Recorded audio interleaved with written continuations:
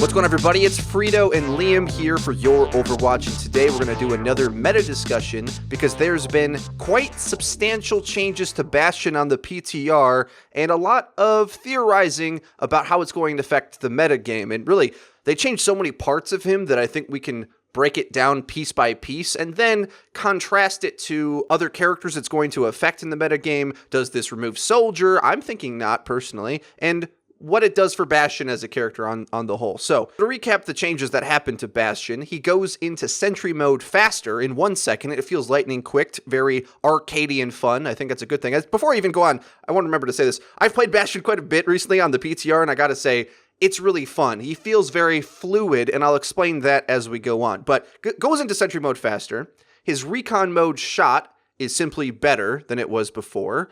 He has a inherent armor upgrade when in Sentry mode, which we'll discuss quite a bit, and the way he repairs himself is quite different as well, where he can actually do it through taking damage, but it's on a resource, sort of like D.Va's defense matrix, and he can chain repair himself and has quite a bit of sustain now for that reason as well, not to mention the armor that he has when in Sentry mode. So all things considered, it changes Bastion in a lot of ways, and his playstyle is quite different. The footage that I'm using in the background, as you might notice, I'm trying to test what I can get away with in different duels, and so I'm playing kind of overly aggressive maybe to try to test out what I can accomplish using the character skill set, like jumping around corners really quick and turreting up and seeing if I can win a duel that way. What type of heroes are you weak to? And we've tested some of this in the private match as well to try to get a feel of where Bastion will be moving towards in the future. So what do we want to tackle first? Well, for me, I think I want to mention it's important to realize that this is in the PTR, and the only thing about it being in the PTR is that you can't always test this in the right environment, but we are going to do our best to predict on how it's going to play when it actually drops in the game. Now, we can talk about his Recon mode if we like first, since that's where a lot of people seem to be thinking there's like a huge buff. Which is he can now do a lot more damage when he is walking around casually. But if you match this up against Soldier's damage, it's actually quite weak. But the one thing a lot of people don't realize, and not only is it that in a 1v1, you can't really count a 1v1 fight. That's not how the game plays.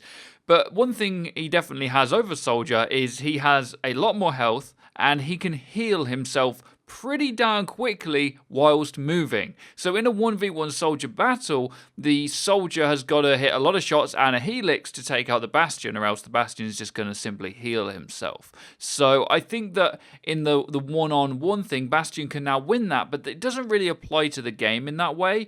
And I don't know how often we'll still see him running around in Recon mode. I think a lot of his use will still be in turret mode, as he does now take significantly less damage when he's in that mode. A key point to me that I've noticed when trying to test him in the PTR is that the flow of the character is in a much better place, because the defining characteristic of Bastion before was that he was very squishy, actually, and pretty glass in that you set him up in like a surprise location, but the way he dealt his damage in the Sentry mode was almost an insta-kill, like very, very devastating, especially since he could get headshots before. And I think the way the spread worked is actually kind of unrealistic to balance that way in the past, where there's a small stream of bullets that spread out gradually, but since you could hit it in the head, you could absolutely delete things. Now the way that Sentry mode damage works is that it's a consistent spread over a general area. Now, the interesting thing about that is the interactions that it has with different characters. Now, we've already said that it's pretty hard to kill Bastion now, but also in a way, his lethality isn't as sharp, in that if you're a different character, no matter what character you're talking about, really, by the way, I know a lot of people said that he's really good against tanks and shields and stuff, and I'll get to that in a second, but before, if say you were like a Pharah trying to peek at a weird angle to try to shoot at the Bastion, if you could successfully hit it, you could kill it really quickly. But at the same degree, he could turn on you and kill you really quickly because the devastation of his damage was so quick and immediate. Now, the damage that he does in Sentry mode now is still fairly devastating, but since he no longer can accurately aim that spread, it allows you to be able to maneuver around the map. And what I mean by that is in the same way that there was interplay with Roadhog, and I described this in a meta discussion video prior to this, but you can navigate the map in order to dodge it. So in the same way that the Roadhog hook disengages if it's at an awkward angle and you break line of sight, if the Bastion can't keep line of sight on you, it's pretty difficult for there to be enough of those bullets in that big maxed out spread that it now has to hit you. So it might get some stray damage onto you, but you should be able to run away. But at the same token, I actually think it's easier now for Bastion to kill things that are out in the open because of the way hitboxes and sustained fire works. If you get caught out in the open, Bastion has to aim less. Because before, if it was a small stream of bullets, that player using the Bastion would have to be more accurate, right? So if you're trying to shoot a Genji or a Pharah or whatever, that spread better be right on target because there's only that small bit of fire. Now, since it's a big wide open spread, much more similar to the TF2 Heavy, you can kind of just generally sweep over them and you're gonna hit them. So if you have a second or two to even track them at all, I think Bastion's even easier to hit those smaller targets. Now, the other things that I've heard a lot of other people from the community say is that he's still good at breaking barriers and damaging tanks, and that's definitely true because that big spread basically does the same thing as it did before because it's just a big general purpose sustained damage. But that's a very interesting point that I think yields to a deeper understanding to how this character now applies in these different fights. So as you're fighting that Bastion, you have to know that his armor is so much higher now that it's almost impossible for you to burst through him anyway. And even if you do, he's going to be able to repair himself. So the interaction with that is you kind of have to ignore him, I think, in some ways, or dehabilitate him or punish the fact that he can't move. That's how you outplay him now, because it was before, as long as you just got on him, you could deal so much damage so quickly that he would just get wrecked. The way that interaction plays is much, much different. For me, I think that his current viability matched against his next one is going to be interesting because at the minute he's either a very surprise kind of hero, generally on a payload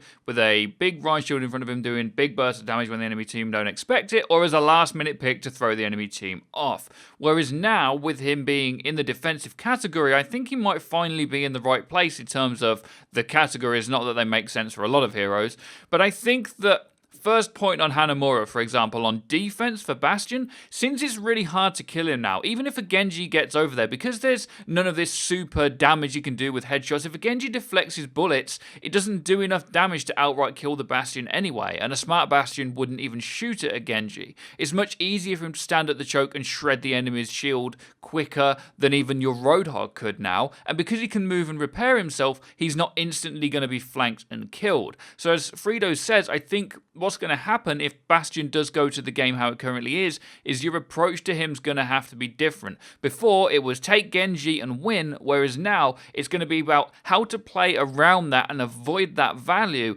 just like you would with Symmetra, for example. You would dodge her turrets or whatever utility she has to get behind them and make her have no value with a Pharah or a Tracer or whatever it may be. And I think Bastion's going to be very similar to that, where you're not going to be able to just jump at him and kill things and get away with it. You're going to have to find a way around it. Same with like a Maywall and other niche picks like that. Now, I want to move into what I'm concerned about, because the one big thing that's definitely true is that the mid-fight of Bastion feels much better. That's a good thing. He feels more fluid to play, because whereas before he was this surprise pick, this massive burst, massive risk character, now he's more of a sustained impact character, which is good for the game of Overwatch, and I think one of the best ways they always can improve a character. They did that with Symmetra, with her shield.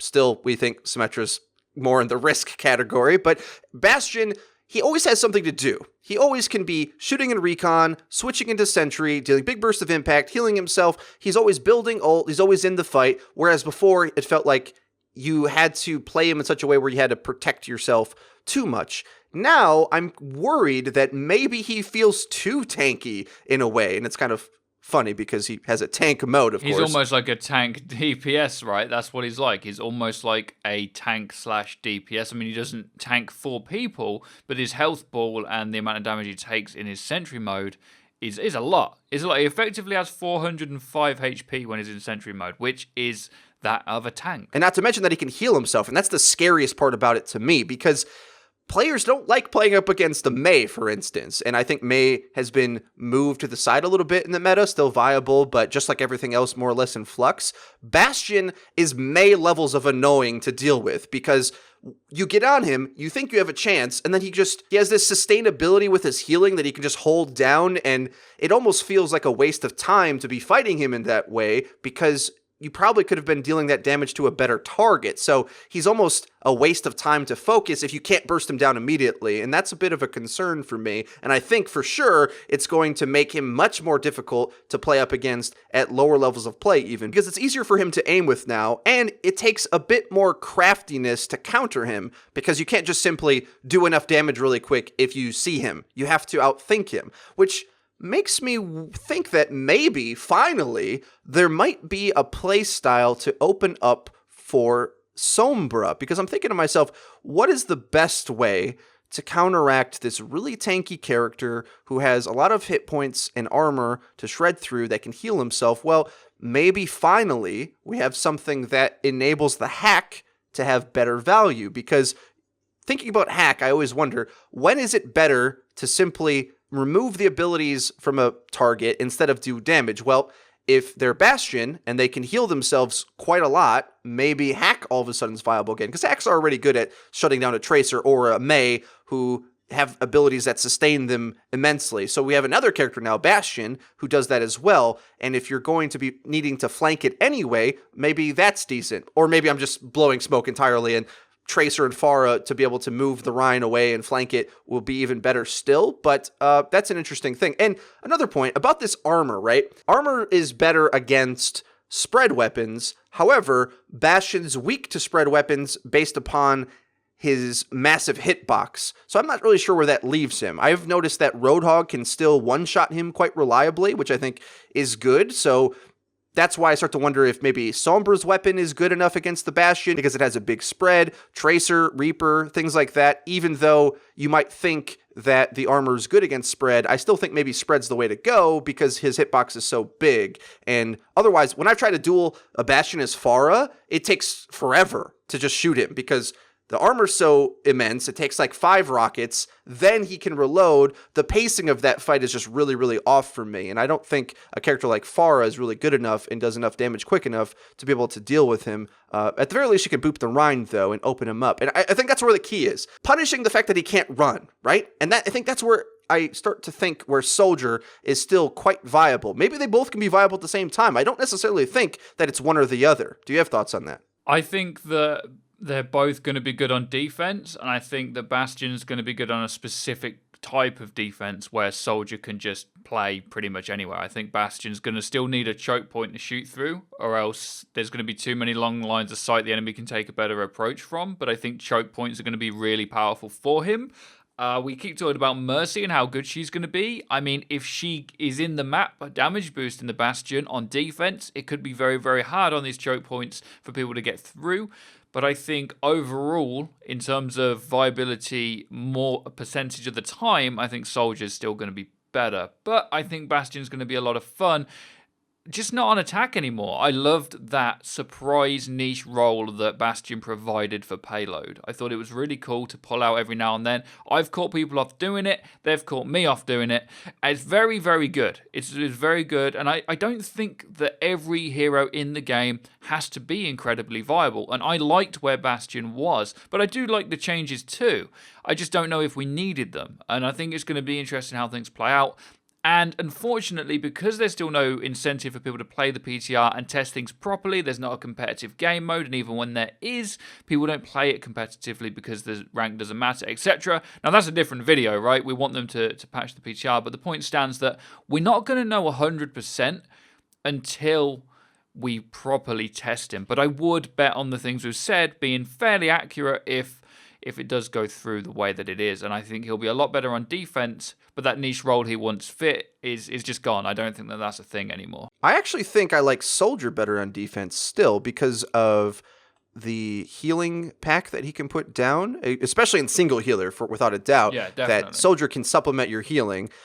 I wonder if I still like Bastion on attack, though, because of how quick he can get in and out of that turret mode. Now, maybe what you're saying is on attack, you want that big burst of impact, so the old Bastion's still better, but he can still do that through Rhine Shields either way. He's still as good as he was against Rhine Shields. He's just sort of been moved around to the point where he's more fluid of a character. I don't know. I think maybe he might be good on both. I think if you can take the point on King of the Hill and defend with him and have a Zen as well, I think that could be quite devastating. If you're sitting up on top of the hill with a Rhine in front of you, and you've got a Zen discorded things that come out of spawn, I think Bastion could be really hard to deal with sometimes there on King of the Hill.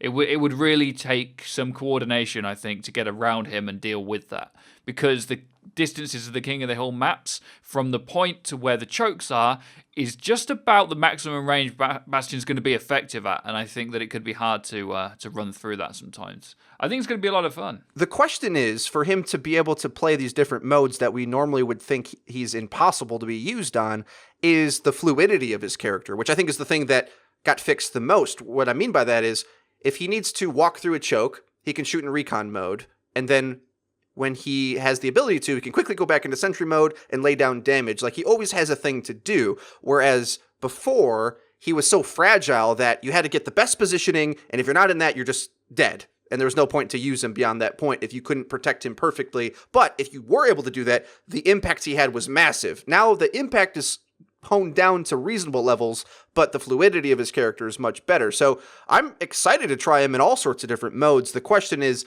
how do we counter him now? I mean, for instance, Ana anti-heal on the Bastion is going to be really key, because if you don't have that, he's going to heal up like a Roadhog does in annoying levels of sustainability, and also maybe like hacking him or other ways to engage on the fact that he really wants to be turreted up. But the nice thing for the Bastion players is he isn't useless when he's not turreted up. One last point, to compare him to Soldier again, they do have somewhat overlapping playstyles, though, which is something that's interesting to me and a bit worrisome as well. They basically do a very similar thing. Soldier can sprint, but Bastion can turret up and have better sustained bulk damage into shields, where Soldier already could do that, though. He had 25 bullets in his clip, which meant he had to reload more often, which I think is the defining feature between them. Bastion has just way more firepower that he can bring to the table. And I've been doing this lately against a lot of Soldier players too. If I'm playing Pharah, or maybe Genjis and Tracers can do this as well, you actually can count Soldier's ammo as he shoots, right? Almost like the opening scene from Deadpool, where you listen to how many shots he's taking, and as he shoots into that Rhine shield, and you know he's got to reload, then you can pounce, right? If he shoots too much, because he needs all that ammo. And that's the defining characteristic, I think, between them that is going to allow both to be playable, really, because Soldier can get the positioning he wants a bit easier with being able to sprint around the map and being more fluid in that way. He has the head jukes, of course, that make him very hard to hit against a lot of other characters. Bastion doesn't have that, but he has more sustained damage because he just has all this ammo to dish out at things. Which, if that is the case, and they're both usable, great. I mean, wonderful. Some people might worry that now Pharah is in a worse spot, but honestly, again, this is just another medium-range damage dealer, and if you watch my How to Play Pharah video, the new playstyle, as long as you stay far enough away and can avoid it, it's the same exact thing. But the interesting thing is, Bastion's one of the worst duels for her, because she can't burst him in 2 rockets like she can against Soldier, McCree, Ana, and everything else she fears. So that's an interesting point in its own right. Yeah, I think that Pharah is actually in a very good place right now and quite underrated anyway. And I think that her being a little bit weaker because Bastion's there, I don't think that's a massive problem, because Pharah is very good right now. If you're good with her, you're going to carry games, especially in solo queue with the amount of people running Symmetra and Torbjorn. She just hard counters all of that. And I think that she's really powerful. A lot of people don't know it or know how to use that kit yet. Still, even though she got changed a long time ago, it's only now she's just really coming into that solo queue meta. And I think that Bastion being fairly decent against her might actually even her out when people realize how good she is. But even so, she moves his Rhine around. It's got a nice interplay to it, which I think is exactly what we want in Overwatch, really. I really don't like the term counter ever. We still use it because it's shorthand, but really there should be weak against in this way, strong against in that way, kind of interactions that you can always think about, because it is a team game after all. And booping the Rhine shield away from the Bastion is one of the biggest keys to destroying him, because then all of a sudden he is stranded by himself. And although he's tanky that way, he doesn't want to be stranded because then he can get focused down. All right, guys, so that's going to be it for this meta discussion. Please let us know in the comment section below your thoughts on the Bastion changes. Is it too much? Is he too tanky? Is he too annoying? Is he amazing? Let us know. And if you haven't already, please hit the like button. It really does help us out. Subscribe for more and be sure to hit the bell icon to make sure you join the notification squad so you can see when our videos go live. Check out our Discord server, Twitter, and live stream where we live stream each and every day on Twitch. That's all linked in the description. Thank you all for watching. It's been FREEDO and Liam for Your Overwatch. We'll see you guys next time. Bye.